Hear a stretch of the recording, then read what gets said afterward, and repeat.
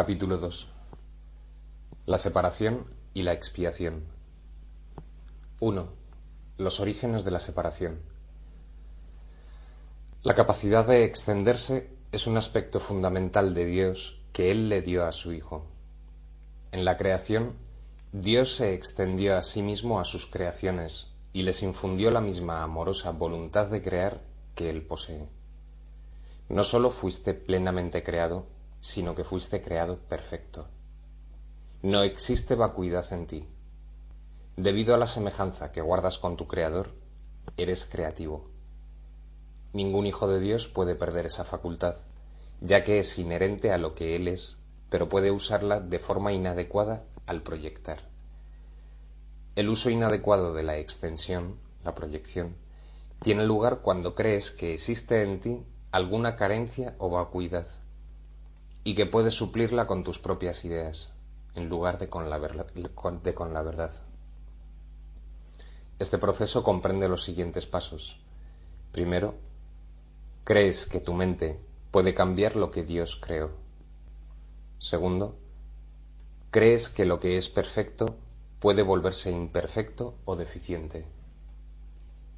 Tercero, crees que puedes distorsionar las creaciones de Dios, incluido tú. Cuarto, crees que puedes ser tu propio creador y que estás a cargo de la dirección de tu propia creación. Estas distorsiones relacionadas entre sí son un fiel reflejo de lo que realmente ocurrió en la separación o desvío hacia el miedo. Nada de eso existía antes de la separación, ni existe realmente ahora. Todo lo que Dios creó es semejante a Él. La extensión, tal como Dios la emprendió, es similar al resplandor interno que los hijos del Padre han heredado de Él. Su verdadera fuente se encuentra en su interior. Esto es tan cierto con respecto al Padre como al Hijo. En este sentido, la creación incluye tanto la creación del Hijo por Dios como las creaciones del Hijo una vez que su mente ha sanado. Esto requiere el libre albedrío con el que Dios le dotó, ya que toda creación amorosa se otorga libremente en una línea continua, en la que todos los aspectos tienen el mismo rango. El jardín del Edén, la condición que existía antes de la separación, era un estado mental en el que no se necesitaba nada. Cuando Adán dio oídos a las mentiras de la serpiente, lo único que oyó fueron falsedades. Tú no tienes por qué continuar creyendo lo que no es verdad, a no ser que así lo elijas. Todo ello puede literalmente desaparecer en un abrir y cerrar de ojos, porque no es más que una percepción falsa. Lo que se ve en sueños parece ser muy real. Lo que es más, en la Biblia se menciona que sobre Adán se abatió un sueño profundo, mas no se hace referencia en ninguna parte a que haya despertado. El mundo no ha experimentado todavía ningún despertar o renacimiento completo. Un renacer así es imposible mientras sigas proyectando o creando falsamente. No obstante, la capacidad de extender, tal como Dios te extendió su espíritu, permanece todavía dentro de ti.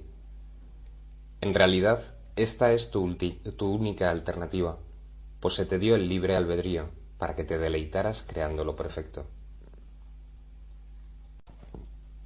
Todo miedo se reduce en última instancia a la básica percepción errónea de que tienes la capacidad de usurpar el poder de Dios. Por supuesto que no puedes hacer eso, ni jamás pudiste haberlo hecho. En esto se basa el que puedas escaparte del miedo. Te liberas cuando aceptas la expiación, lo cual te permite darte cuenta de que en realidad tus errores nunca ocurrieron. Solo después del sueño profundo que se batió sobre Adán pudo éste experimentar pesadillas. Si de repente se enciende una luz cuando alguien está teniendo un sueño aterrador, puede que inicialmente interprete la luz como parte de su sueño y tenga miedo de ella. Sin embargo, cuando despierte, la percibirá correctamente como su liberación del sueño, al que dejará entonces de atribuir realidad. Esta liberación no se basa en ilusiones. El conocimiento que ilumina no sólo te libera, sino que también te muestra claramente que eres libre. Sean cuales sean las mentiras que te hayas creído, para el milagro son irrelevantes, pues puedes sanar cualquiera de ellas con la misma facilidad. El milagro no hace distinciones entre diferentes percepciones falsas. Su única finalidad es distinguir entre la verdad por un lado y el error por otro. Algunos milagros pueden parecer más difíciles de obrar que otros, pero no te olvides del primer principio de este curso. No hay grados de dificultad en los milagros. En realidad, eres perfectamente invulnerable a toda expresión de falta de amor. Estas expresiones pueden proceder de ti o de otros, de ti hacia otros o de otros hacia ti. La paz es un atributo que se encuentra en ti. No puedes hallarla fuera de ti mismo. La enfermedad es una forma de búsqueda externa. La salud es paz interior. La paz te permite mantenerte ecuánime ante cualquier falta de amor procedente de afuera y te capacita mediante tu aceptación de los milagros para corregir las condiciones que resultan de la falta de amor en los demás. 2. La expiación como defensa. Puedes hacer cualquier cosa que yo te pida. Te he pedido que obres milagros y he dejado claro que los milagros son naturales, correctivos, sanadores y universales. No hay nada que no puedan lograr, pero no pueden llevarse a cabo con un espíritu de duda o de temor. Cuando tienes miedo de algo, estás admitiendo que ello tiene el poder de hacerte daño. Recuerda que donde esté tu corazón, allí también estará tu tesoro. Crees en lo que consideras valioso. Si tienes miedo, es que estás equivocado con respecto a lo que es valioso. Tu entendimiento inevitablemente evaluará erróneamente, y al otorgar el mismo poder a todos los pensamientos, destruirás inevitablemente la paz. Por eso es por lo que la Biblia habla de la paz de Dios que supera todo razonar. No hay error que pueda alterar esa paz en lo más mínimo. Dicha paz no permite que nada que no proceda de Dios te afecte. Este es el uso correcto de la negación. No se usa para ocultar nada, sino para corregir el error. Lleva todos los errores ante la luz, y puesto que el error es lo mismo que la oscuridad, corrige todos los errores automáticamente. La auténtica negación es un poderoso mecanismo protector. Puedes y debes negar toda creencia de que el error puede hacerte daño. Esta clase de negación no oculta, sino que corrige. Tu mente recta depende de ella. Negar el error es una sólida defensa en favor de la verdad. Pero negar la verdad da lugar a creaciones falsas, las proyecciones del ego. La negación del error, puesta al servicio de la mente recta, libera a la mente y restablece la libertad de la voluntad. Cuando la voluntad es realmente libre, no puede crear falsamente, porque sólo reconoce la verdad. Puedes defender la verdad, así como el error. Los medios son más fáciles de entender después de que se ha establecido firmemente el valor del objetivo, pero lo que hay que tener en cuenta es cuál es su propósito. Todo el mundo defiende su tesoro, y lo hace automáticamente. Las preguntas esenciales son, pues, ¿qué es realmente importante para ti? ¿Y cuán importante lo es?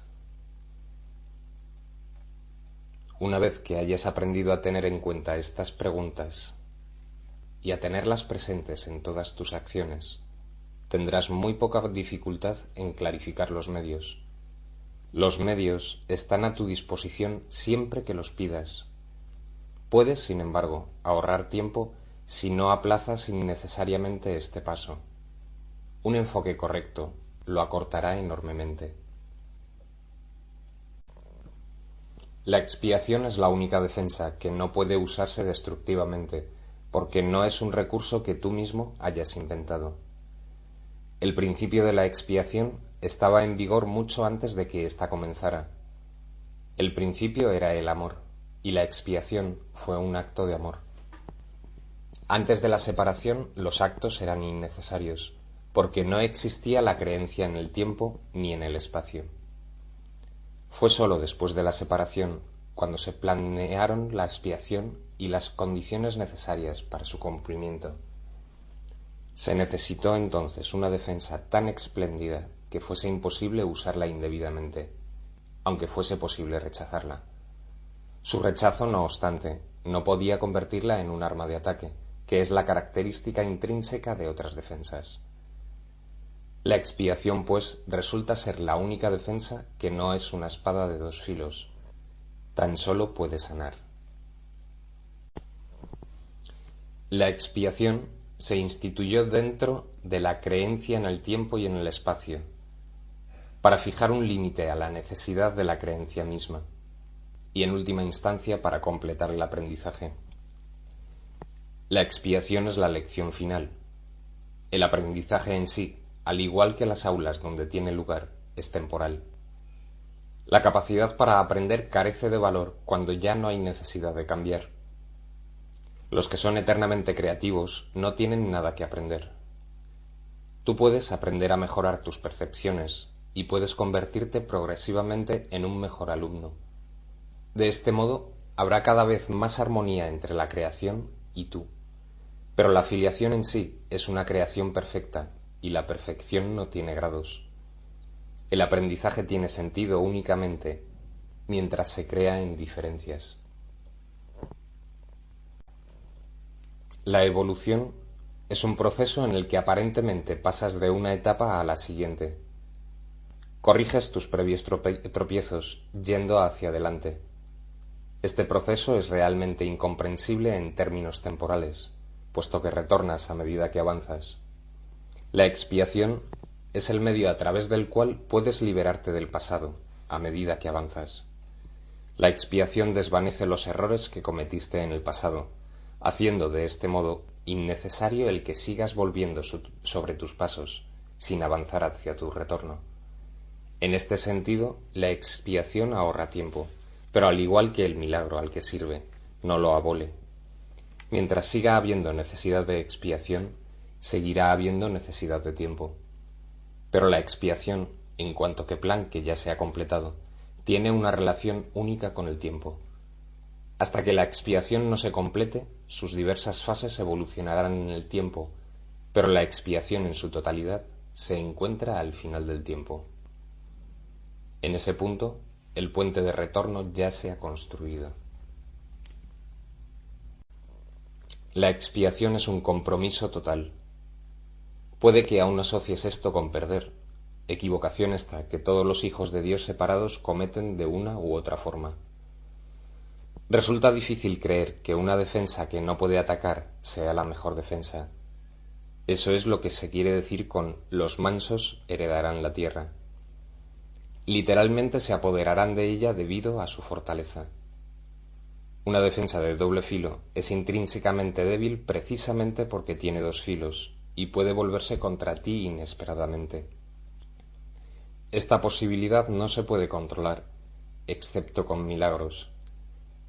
El milagro convierte la defensa de la expiación en tu verdadera protección, y a medida que adquieres más y más seguridad, asumes tu talento natural de proteger a otros, reconociéndote simultáneamente como hijo y como hermano.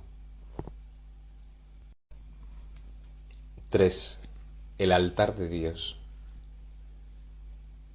Solo puedes aceptar la expiación dentro de ti, liberando la luz interior. Desde la separación, las defensas se han usado casi exclusivamente para defenderse contra la expiación y mantener así vigente la separación. Generalmente esto se manifiesta como una necesidad de proteger el cuerpo. Las múltiples fantasías corporales a las que las mentes se entregan proceden de la creencia distorsionada de que el cuerpo puede usarse como un medio para alcanzar la expiación. Percibir el cuerpo como un templo es únicamente el primer paso en el proceso de corregir esta distorsión, ya que sólo la altera en parte. dicha percepción del cuerpo, ciertamente reconoce que la expiación en términos físicos es imposible. El siguiente paso, no obstante, es darse cuenta de que un templo no es en modo alguno una estructura. Su verdadera santidad reside en el altar interior en torno al cual se erige la estructura. Hacer hincapié en estructuras hermosas es señal de que se teme a la expiación y de que no se está dispuesto a llegar al altar en sí. La auténtica belleza del templo no puede verse con los ojos físicos. La visión espiritual, por otra parte, al ser una visión perfecta, no puede ver la estructura en absoluto. Puede, no obstante, ver el altar con perfecta claridad. Para que la eficacia de la expiación sea perfecta, a ésta le corresponde estar en el centro del altar interior. Desde subsana la separación y restituye la plenitud de la mente. Antes de la separación, la mente era invulnerable al miedo, ya que el miedo no existía. Tanto la separación como el miedo son creaciones falsas y tienen que deshacerse a fin de que se pueda restaurar el templo y abrir el altar para que reciba la expiación. Esto supone el fin de la separación, al poner dentro de ti la única defensa eficaz contra todo pensamiento de separación, haciendo de este modo que seas absolutamente invulnerable. El que todos acepten la expiación es sólo cuestión de tiempo. Tal vez parezca que eso contradice su libre albedrío, dada la inevitabilidad de la decisión final, pero en realidad no es así. Puedes aplazar lo que tienes que hacer, y eres capaz de enormes dilaciones, pero no puedes desvincularte completamente de tu Creador, quien fija los límites de tu capacidad para crear falsamente. Una voluntad aprisionada engendra una situación tal que, llevada al extremo, se hace completamente intolerable. La resistencia al dolor puede ser grande, pero no es ilimitada. A la larga, todo el mundo empieza a reconocer, por muy vagamente que sea, que tiene que haber un camino mejor. A medida que este reconocimiento se arraiga más, acaba por convertirse en un punto decisivo en la vida de cada persona. Esto finalmente vuelve a despertar la visión espiritual. Al mismo tiempo, mitiga el apego a la visión física. Este alternar entre los dos niveles de percepción se experimenta normalmente como un conflicto que puede llegar a ser muy agudo. Aún así, el desenlace final es tan inevitable como Dios. La visión espiritual literalmente no puede ver el error y busca simplemente la expiación. Todas las soluciones que los ojos del cuerpo buscan se desvanecen. La visión espiritual mira hacia adentro e inmediatamente se da cuenta de que el altar ha sido profanado y de que necesita ser reparado y protegido. Perfectamente consciente de la defensa apropiada, la visión espiritual pasa por alto todas las demás y mira más allá del error hacia la verdad. Debido a la fuerza de su visión, pone a la mente a su servicio. Esto restablece el poder de la mente y hace que las demoras le resulten cada vez más intolerables, al darse cuenta de que lo único que hacen es añadir dolor innecesario. Como resultado de ello, la mente se vuelve cada vez más sensible a lo que antes habría considerado solo pequeñas molestias. Los hijos de Dios tienen derecho al perfecto bienestar que resulta de tener perfecta confianza. Hasta que no logran esto, se agotan a sí mismos y desperdician sus verdaderos poderes creativos en fútiles intentos de obtener un mayor bienestar valiéndose de medios inadecuados. Sin embargo, los medios reales ya les han sido provistos y no requieren esfuerzo alguno por su parte.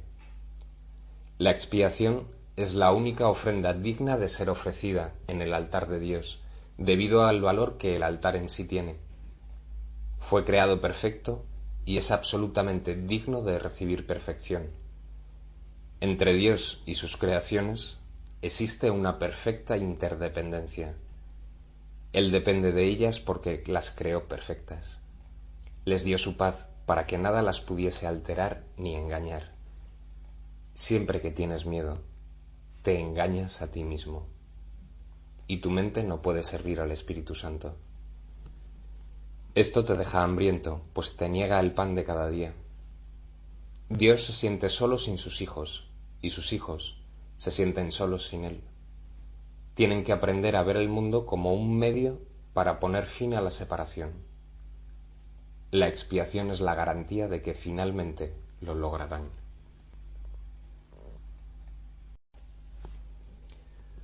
―4. La curación y la liberación del miedo. Vamos a hacer ahora hincapié en la curación. El milagro es el medio, la expiación el principio y la curación el resultado. Hablar de una curación milagrosa es combinar impropiamente dos órdenes de realidad diferentes. Una curación no es un milagro. La expiación, el último milagro, es un remedio, y cualquier clase de curación es su resultado. Es irrelevante a qué clase de error se aplique la expiación. Toda curación es esencialmente una liberación del miedo. Para poder llevarla a cabo, tú mismo tienes que estar libre de todo miedo. No entiendes lo que es la curación debido a tu propio miedo. Un paso importante en el plan de la expiación es deshacer el error en todos los niveles. La enfermedad o mentalidad no recta es el resultado de una confusión de niveles, pues siempre comporta la creencia de que lo que está mal en un nivel puede afectar adversamente a otro. Nos hemos referido a los milagros como un medio de corregir la confusión de niveles, ya que todos los errores tienen que corregirse en el mismo nivel en el que se originaron. Solo la mente puede errar.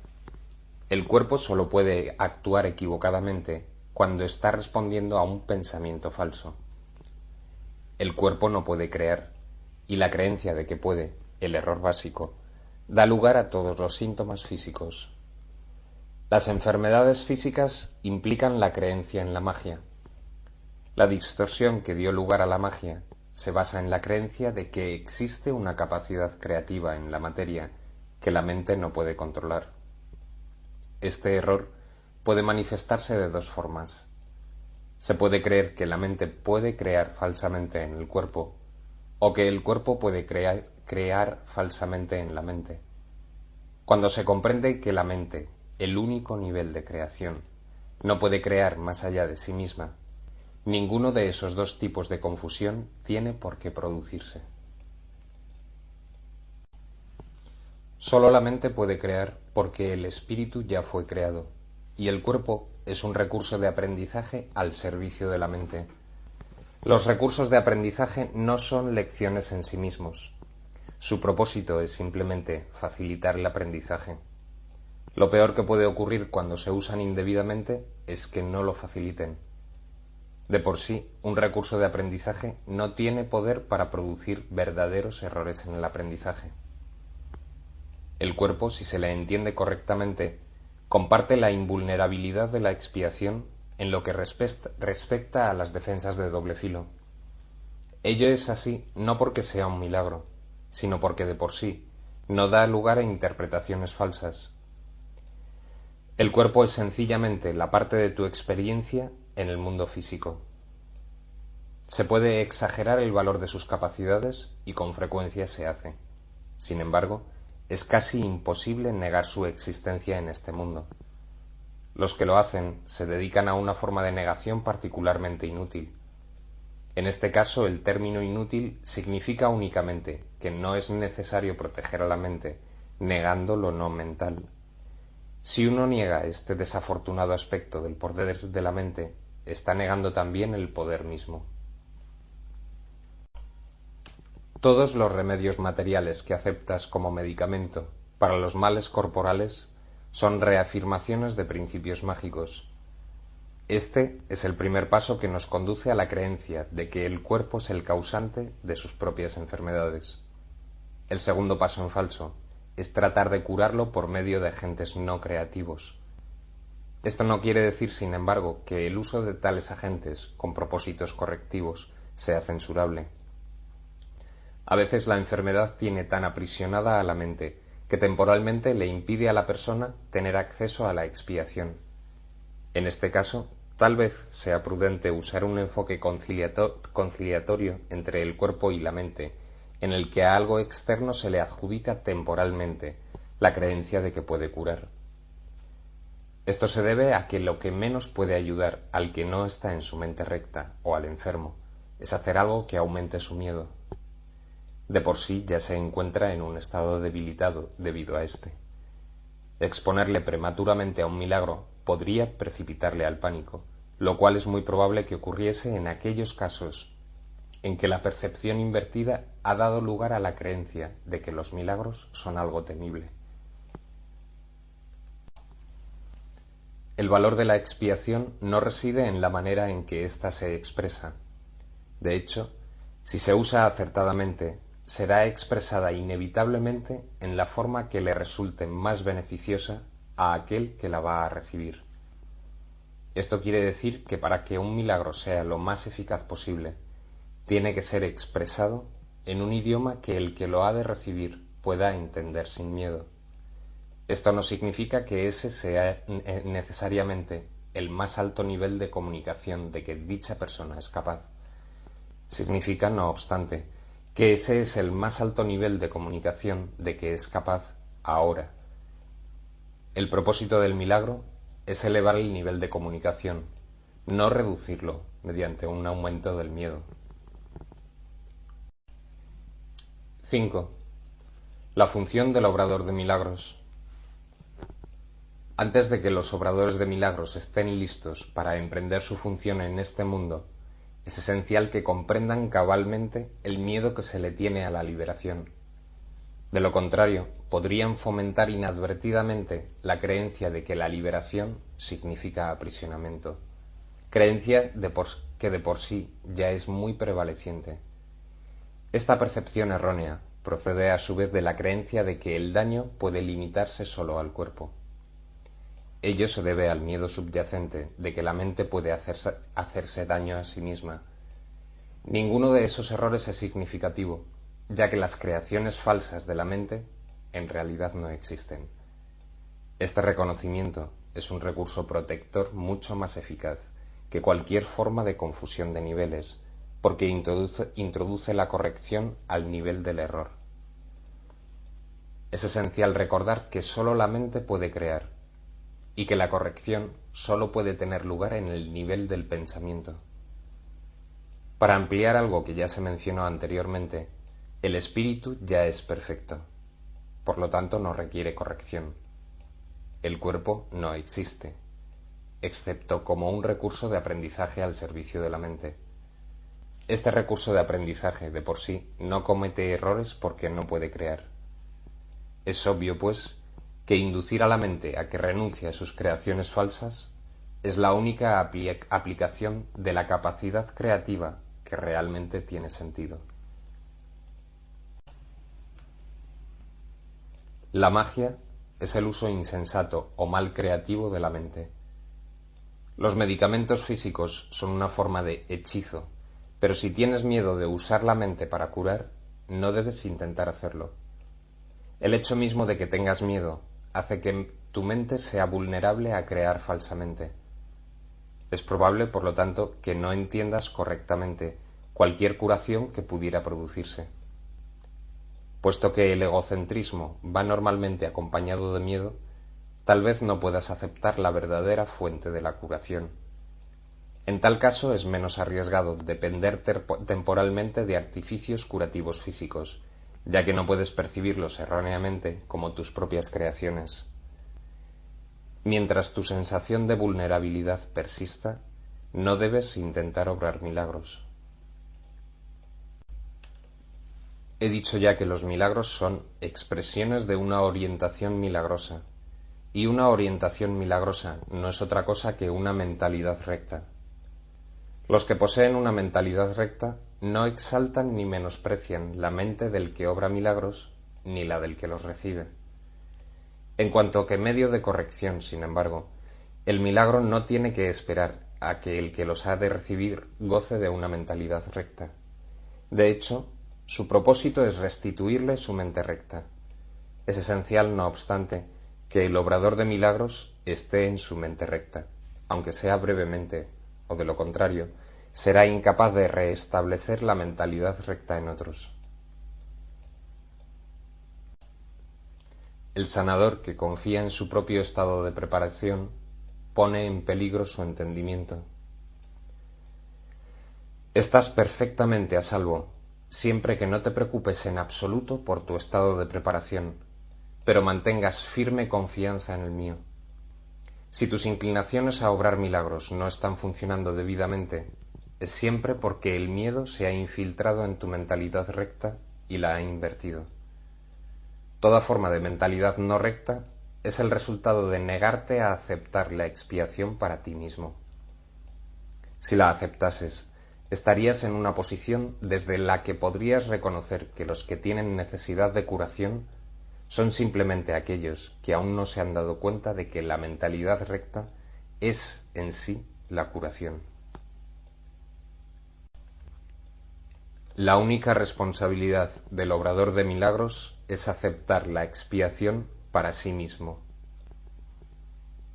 Esto significa que reconoces que la mente es el único nivel creativo y que la expiación puede sanar sus errores. Una vez que hayas aceptado esto, tu mente podrá solamente sanar. Al negarle a tu mente cualquier potencial destructivo y restituir de nuevo sus poderes estrictamente constructivos, te colocas en una posición desde la que puedes eliminar la confusión de niveles en otros. El mensaje que entonces les comunicas es el hecho irrefutable de que sus mentes son igualmente constructivas y de que sus creaciones falsas no pueden hacerles daño. Al afirmar esto, liberas a la mente de la tendencia a exagerar el valor de su propio recurso de aprendizaje y la restituyes a su verdadero papel de estudiante. Debe subrayarse nuevamente que al cuerpo le resulta tan imposible aprender como crear. En cuanto que recurso de aprendizaje, se deja llevar simplemente por el estudiante, mas si se le dota falsamente de iniciativa propia, se convierte en una seria obstrucción para el mismo aprendizaje que debería facilitar. Solo la mente es capaz de iluminación. El espíritu ya está iluminado y el cuerpo de por sí es demasiado denso. La mente, sin embargo, puede hacer llegar su iluminación hasta el cuerpo al reconocer que éste no es el estudiante y que por lo tanto no tiene la capacidad de aprender. Es muy fácil, no obstante, poner al cuerpo en armonía con la mente una vez que ésta ha aprendido a mirar más allá de él hacia la luz. El aprendizaje que verdaderamente corrige comienza siempre con el despertar del espíritu y con el rechazo de la fe en la visión física. Esto frecuentemente entraña temor, ya que tienes miedo de lo que tu visión espiritual te mostraría. Anteriormente dije que el Espíritu Santo no puede ver errores y que sólo puede mirar más allá de ellos hacia la defensa de la expiación. No cabe duda que esto puede producir incomodidad, mas la incomodidad no es el resultado final de la percepción. Cuando se le permite al Espíritu Santo contemplar la profanación del altar, él mira de inmediato también hacia la expiación. Nada que él perciba puede producir miedo. Todo lo que resulta de la conciencia espiritual simplemente se canaliza hacia la corrección. La incomodidad se manifiesta únicamente para traer a la conciencia la necesidad de corrección. El miedo a la curación surge, en última instancia, de no estar uno completamente dispuesto a aceptar que la curación es necesaria. Lo que el ojo físico ve no es correctivo, ni tampoco es posible corregir el error mediante ningún medio físicamente visible. Mientras creas en lo que tu visión física te muestra, tus intentos de corregir procederán de un falso asesoramiento. La verdadera visión queda nublada porque te resulta intolerable ver tu propio altar profanado. Mas como el altar ha sido profanado, tu estado se torna doblemente peligroso a menos que percibas que así ha sido. Curar es una habilidad que se desarrolló después de la separación, antes de la cual era innecesaria. Es temporal, al igual que todos los aspectos de la creencia en el tiempo y en el espacio. Mientras el tiempo continúe, no obstante, la curación seguirá siendo necesaria como medio de protección. Esto se debe a que la curación se basa en la caridad, y la caridad es una forma de percibir la perfección en otro, aun cuando no puedas percibirla en ti mismo. La mayoría de los conceptos más elevados que ahora eres capaz de concebir dependen del tiempo. La caridad, en realidad, no es más que un pálido reflejo de un amor mucho más poderoso y todo abarcador, el cual está mucho más allá de cualquier forma de caridad que te hayas podido imaginar hasta ahora. La caridad es esencial para la mentalidad recta, aun en la pequeña medida en que ahora puedas alcanzarla. La caridad es una manera de ver al otro como si ya hubiese llegado mucho más allá de lo que en realidad ha logrado en el tiempo hasta ahora. Puesto que su pensamiento tiene fallos, no puede ver que la expiación es para él, pues de otro modo no tendría necesidad de caridad. La caridad que se le concede es a la vez una confirmación de que necesita ayuda, así como el reconocimiento de que la aceptará. Estas dos percepciones denotan claramente su dependencia del tiempo, haciendo patente el hecho de que la caridad opera todavía dentro de las limitaciones de este mundo. Dije anteriormente que sólo la revelación trasciende al tiempo. El milagro, al ser una expresión de caridad, tan solo puede acortarlo. Hay que entender, no obstante, que cuando le ofreces un milagro a otro, estás acortando su sufrimiento y el tuyo. Esto corrige tanto retroactivamente como progresivamente. A. Principios especiales de los obradores de milagros. 1. El milagro elimina la necesidad de tener preocupaciones de rango inferior.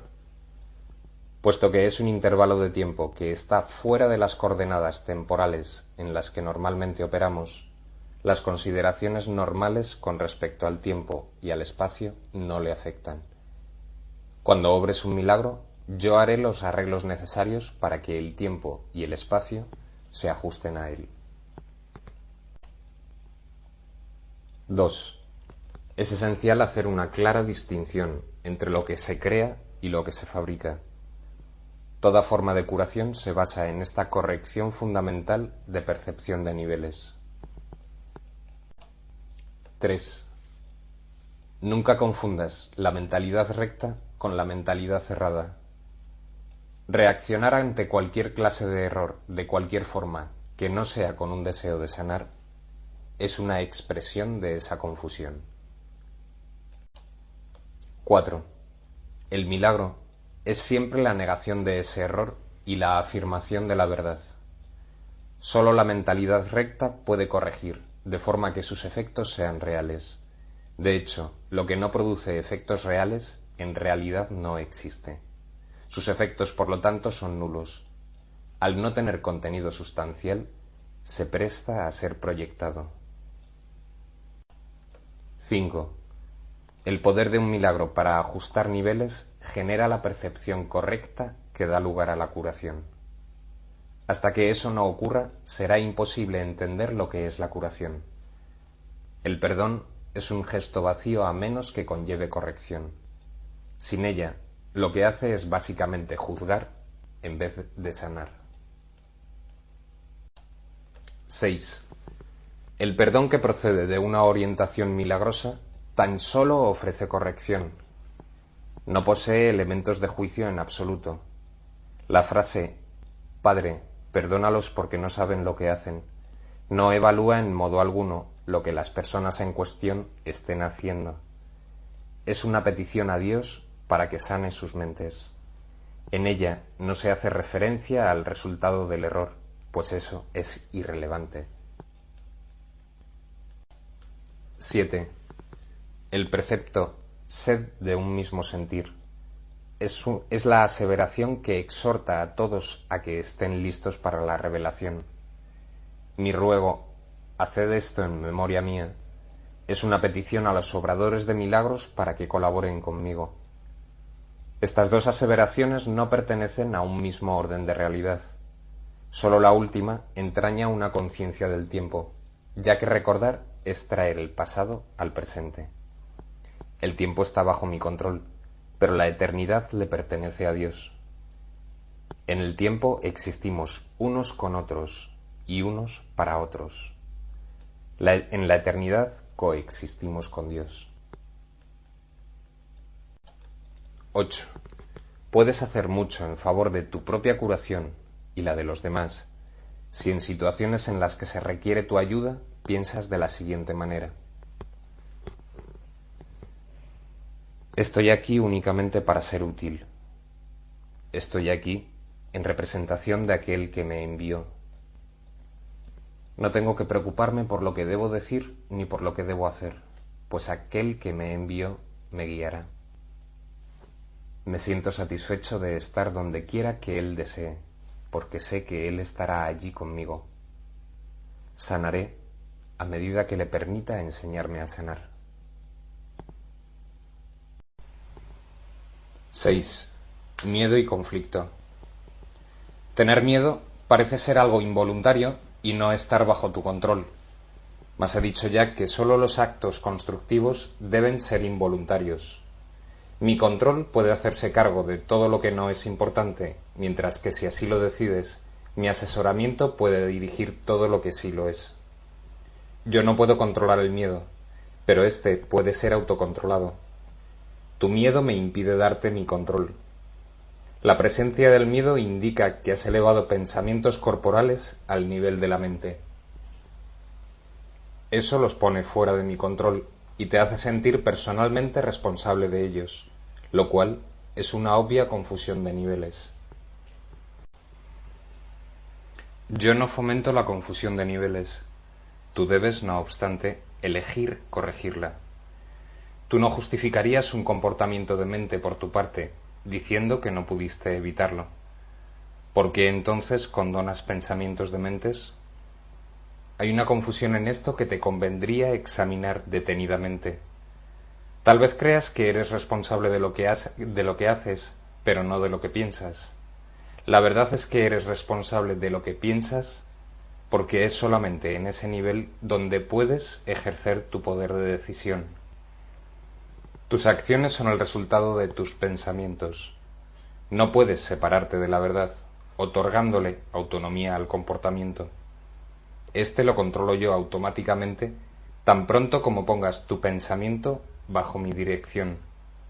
Siempre que tienes miedo, es señal inequívoca de que le has permitido a tu mente crear falsamente y de que no me has permitido guiarla.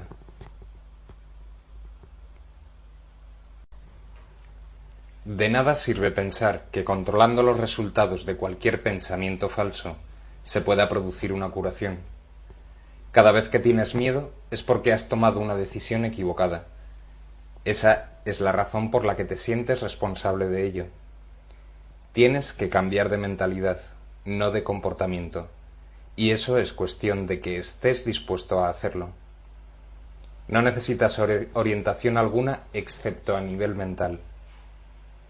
La corrección debe llevarse a cabo únicamente en el nivel en que es posible el cambio. El cambio no tiene ningún sentido en el nivel de los síntomas, donde no puede producir resultados. Deshacer el miedo es tu responsabilidad. Cuando pides que se te libere del miedo, estás implicando que no lo es. En lugar de ello, deberías pedir ayuda para cambiar las condiciones que lo suscitaron. Esas condiciones siempre entrañan el estar dispuesto a permanecer separado. A ese nivel, tú puedes evitarlo. Eres demasiado tolerante con las divagaciones de tu mente y condonas pasivamente sus creaciones falsas. El resultado particular no importa. Lo que importa es el error fundamental. La corrección es siempre la misma. Antes de decidir hacer algo, pregúntame si tu elección está de acuerdo con la mía. Si estás seguro de que lo está, no tendrás miedo. El miedo es siempre un signo de tensión que surge cuando hay conflicto entre lo que deseas y lo que haces. Esta situación se presenta de dos maneras. Primera, puedes elegir hacer cosas conflictivas, ya sea simultánea o sucesivamente. Esto da lugar a un comportamiento conflictivo, lo cual te resulta intolerable, porque la parte de la mente que quiere hacer otra cosa se enfurece. Segunda, puedes comportarte de acuerdo a cómo crees que debes, mas sin querer hacerlo realmente. Esto da lugar a un comportamiento congruente, pero conlleva gran tensión. En ambos casos, la mente y el comportamiento están en desacuerdo, lo cual da lugar a una situación en la que estás haciendo algo que realmente no quieres hacer. Esto suscita una sensación de coerción que normalmente produce furia, y es muy probable que también dé lugar a proyecciones. Siempre que tienes miedo, es porque aún estás indeciso. Tu mente se encuentra, por lo tanto, dividida y tu comportamiento inevitablemente se vuelve errático. La corrección a nivel de comportamiento puede cambiar el error del primer tipo al segundo, mas no elimina el miedo.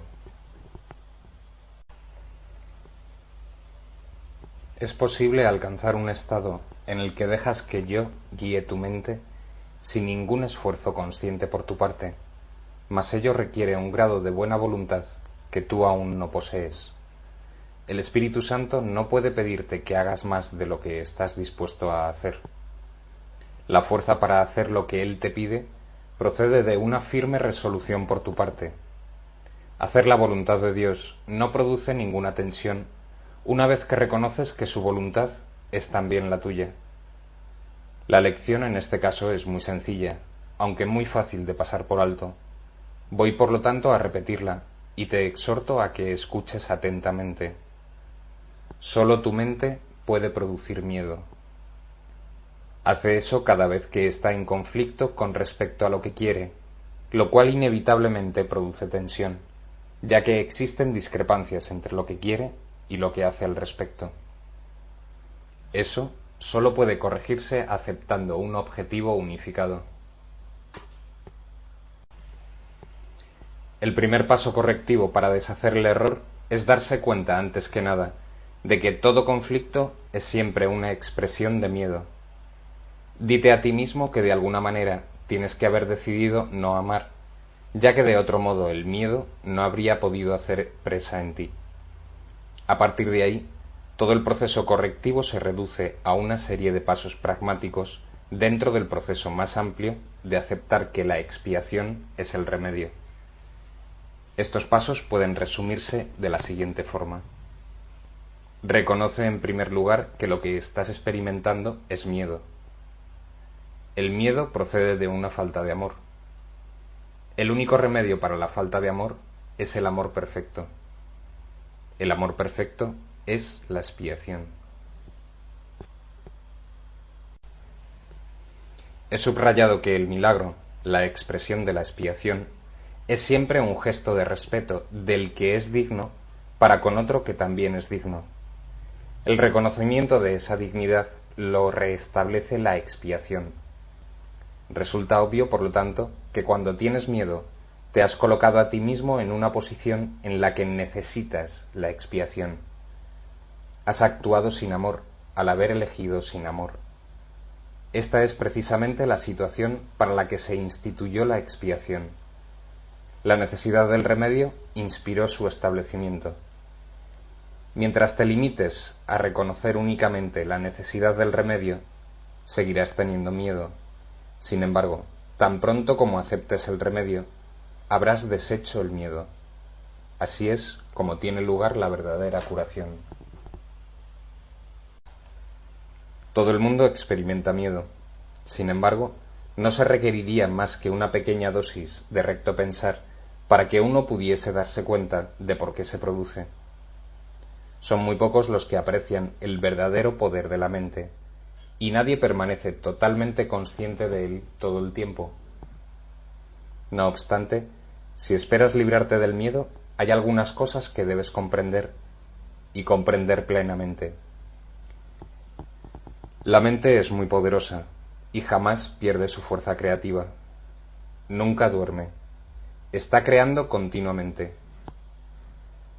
Es difícil reconocer la oleada de poder que resulta de la combinación de pensamiento y creencia, la cual puede literalmente mover montañas. A primera vista parece arrogante creer que posees tal poder, mas no es esa la verdadera razón de que no lo creas. Prefieres creer que tus pensamientos no pueden ejercer ninguna influencia real, porque de hecho tienes miedo de ellos. Eso puede mitigar la conciencia de culpabilidad, pero a costa de percibir a la mente como impotente. Si crees que lo que piensas no tiene ningún efecto, puede que dejes de tenerle miedo, pero es bastante improbable que le tengas respeto. No hay pensamientos fútiles. Todo pensamiento produce forma en algún nivel.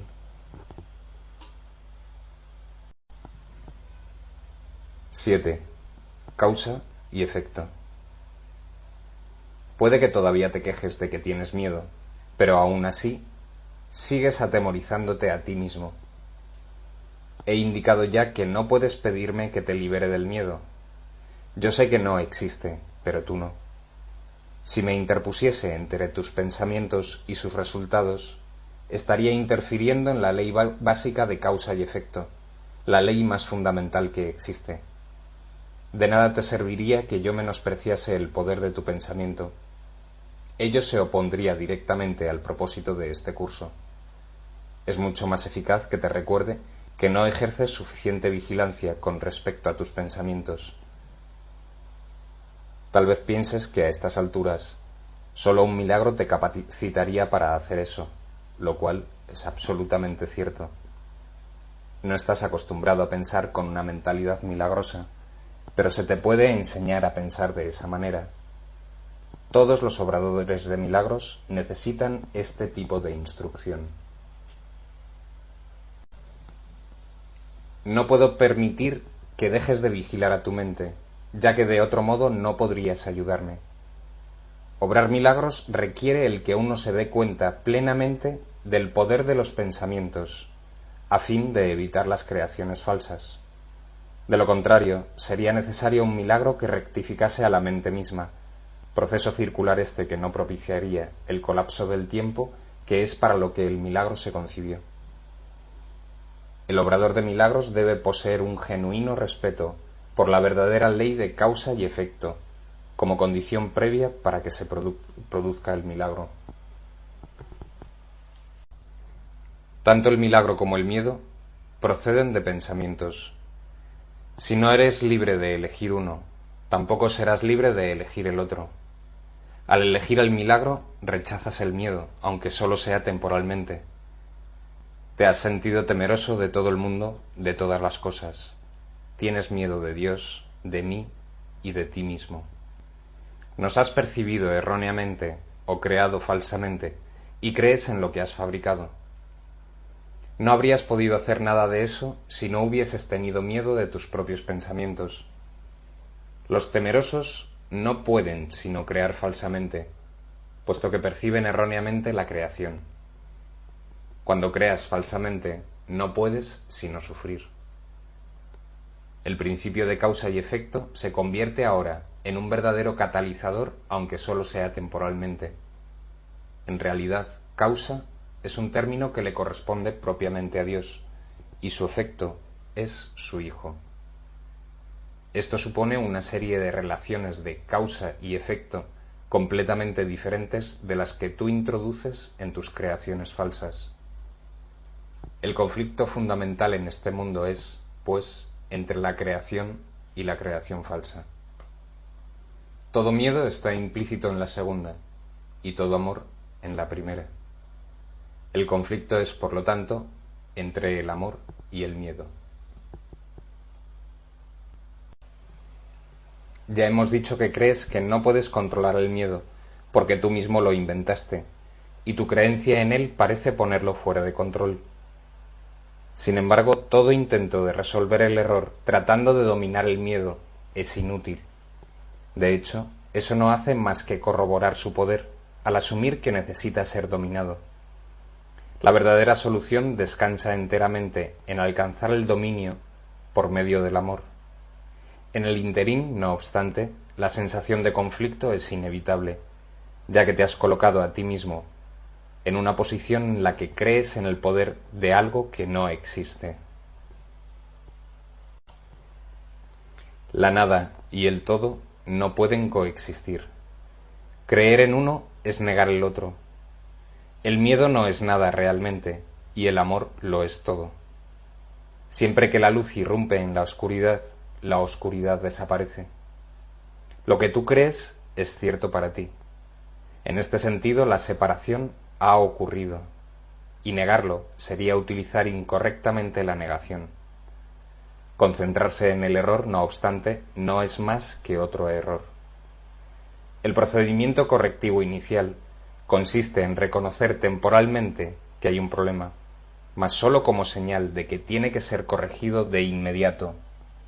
Esto da lugar a un estado mental en el que la expiación puede ser aceptada sin demora.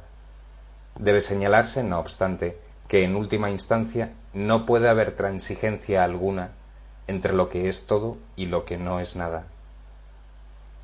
El tiempo es esencialmente un recurso por medio del cual se puede abandonar toda idea de transigencia al respecto. Este proceso parece ser gradual debido únicamente a que el tiempo en sí comprende intervalos que no existen. La creación falsa hizo que esto fuese necesario como recurso de corrección. La aseveración, porque tanto amó Dios al mundo, que le dio su unigénito Hijo, para que todo el que crea en él no perezca, mas tenga vida eterna, necesita solamente una leve corrección para que tenga sentido en este contexto. Se lo dio a su unigénito Hijo. Debe observarse con especial atención que Dios tiene solamente un Hijo. Si todas las creaciones de Dios son hijos suyos, cada una de ellas tiene que ser parte integral de toda la filiación. La filiación, en su unicidad, trasciende la suma de sus partes. Este hecho, no obstante, queda velado mientras falte una sola de ellas. Por eso es por lo que, en última instancia, el conflicto no se puede resolver hasta que todas las partes de la filiación hayan retornado. Sólo entonces podrá comprenderse lo que en el verdadero sentido de la palabra significa la plenitud. Cualquier parte de la filiación puede creer en el error o en la incompleción, si así lo elige. Sin embargo, si lo hace, estará creyendo en la existencia de algo que no existe. Lo que corrige este error es la expiación. Ya he hablado brevemente acerca de la condición de estar listo, pero tal vez pueda ser útil mencionar aquí algunos puntos adicionales. Estar listo es sólo el prerequisito para que se pueda lograr algo. No se debe confundir una cosa con la otra. Tan pronto como se da la condición de estar listo, también se da en cierta medida el deseo de querer lograr algo, si bien este no es necesariamente un deseo indiviso. Dicha condición de estar listo no es más que el potencial para que pueda tener lugar un cambio de mentalidad. La confianza no puede desarrollarse plenamente hasta que no se haya alcanzado un dominio total. Hemos tratado ya de corregir el error fundamental de que es posible dominar el miedo, y hemos enfatizado que el verdadero dominio solo se puede alcanzar por medio del amor. Estar listo es solo el comienzo de la confianza. Tal vez pienses que esto implica que tiene que transcurrir mucho tiempo entre el momento en que estás listo y aquel en el que alcanzas el dominio, pero permíteme recordarte que el tiempo y el espacio están bajo mi control. 8. El significado del juicio final. Una de las maneras en que puedes corregir la confusión entre la magia y los milagros es recordando que tú no te creaste a ti mismo. Tiendes a olvidarte de esto cuando te vuelves egocéntrico, lo cual te coloca en una posición en la que es prácticamente inevitable creer en la magia. Tu voluntad de crear te fue dada por tu creador, quien estaba expresando esa misma voluntad en su creación. Puesto que la capacidad de crear reside en la mente, todo lo que creas es necesariamente una cuestión de voluntad. De ello se desprende también que lo que haces por tu cuenta es real para ti, mas no lo es en la mente de Dios. Esta distinción básica conduce directamente al verdadero significado del juicio final. El juicio final es una de las ideas más atemorizantes de tu sistema de pensamiento. Eso se debe a que no entiendes lo que es. Juzgar no es un atributo de Dios. El juicio final se originó a raíz de la separación como uno de los muchos recursos de aprendizaje que se incluyeron en el plan general. Del mismo modo en que la separación abarcó un período de millones de años, así el juicio final se extenderá por un período igualmente largo, o tal vez aún más largo. Su duración, no obstante, puede acortarse enormemente mediante los milagros, el recurso que acorta el tiempo, pero que no lo abole. Si un número suficiente de nosotros llega a alcanzar una mentalidad verdaderamente milagrosa, este proceso de acortar el tiempo puede llegar a ser virtualmente inconmensurable. Es esencial, no obstante, que te liberes a ti mismo del miedo cuanto antes, pues tienes que escapar del conflicto si es que has de llevar paz a otras mentes. Por lo general, se considera al juicio final como un proceso que Dios emprendió. Pero en realidad son mis hermanos quienes lo emprenderán con mi ayuda. El juicio final es la última curación, en vez de un reparto de castigos, por mucho que pienses que los castigos son merecidos. El castigo es un concepto completamente opuesto a la mentalidad recta, y el objetivo del juicio final es restituirte tu mentalidad recta. Se podría decir que el juicio final es un proceso de correcta evaluación. Significa simplemente que todos llegarán por fin a entender qué es lo que tiene valor y qué es lo que no lo tiene. Después de que esto ocurra, la capacidad para elegir podrá ser dirigida racionalmente. Pero hasta que no se haga esta distinción, las oscilaciones entre la voluntad libre y la aprisionada no podrán sino continuar. El primer paso hacia la libertad comprende separar lo falso de lo verdadero. Este es un proceso de separación en el sentido constructivo de la palabra y refleja el verdadero significado del Apocalipsis. Al final, cada cual contemplará sus propias creaciones y elegirá conservar sólo lo bueno, tal como Dios contempló lo que había creado y vio que era bueno. A partir de ahí, la mente podrá comenzar a contemplar sus propias creaciones con amor por razón del mérito que tienen.